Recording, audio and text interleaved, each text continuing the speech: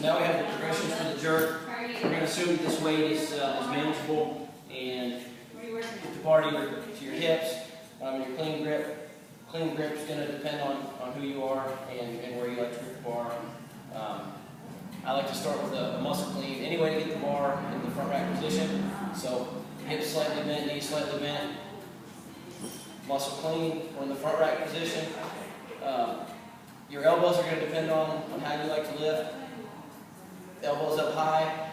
Some people like to do that. Some people like elbows down and out for their presses. Either way works. Just keep your midline tight and keep the bar over the middle of your body. So the first progression is the the strict press. Strict press. You're going to move your head out of the way and just press the bar straight up.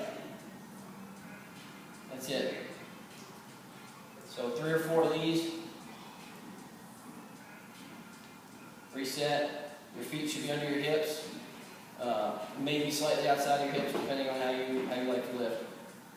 The push press is second. It incorporates a dip and drive. You're throwing the bar off your shoulders. You're not really pressing it overhead. You're guiding it. So it should look like this.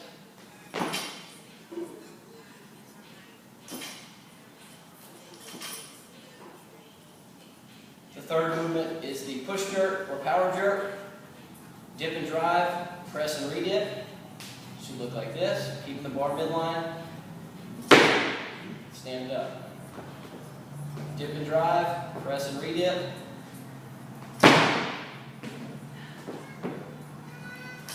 Put the bar down. We'll talk about some basic footwork for the split jerk. Whichever foot you go kick a soccer ball with, we'll call that your power foot, and we're going to put that foot forward. So if you're standing here with the feet under your hips or just outside your hips, take your power foot forward, turn the toe in just a little bit, take your other foot back about a foot, get into a lunge,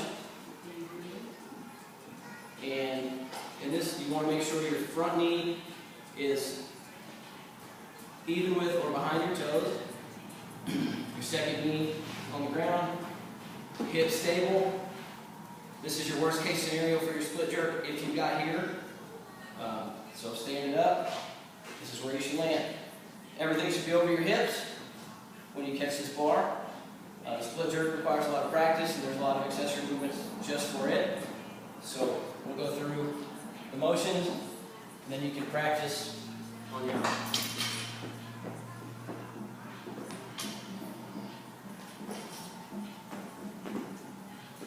So I'm going to have my feet just outside my hips.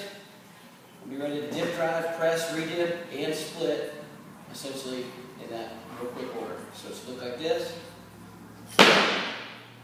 Front foot turned in a little bit, knee behind my toes, the bar's centered over my hips. I feel solid. I can come down here and come out of that. One of the accessory movements we can do is take the bar here, strict press, push press, push jerk, split jerk, jerk in the split position. Front foot always comes back first, then you bring your back foot forward. Reset. The lift isn't complete until your feet are back together.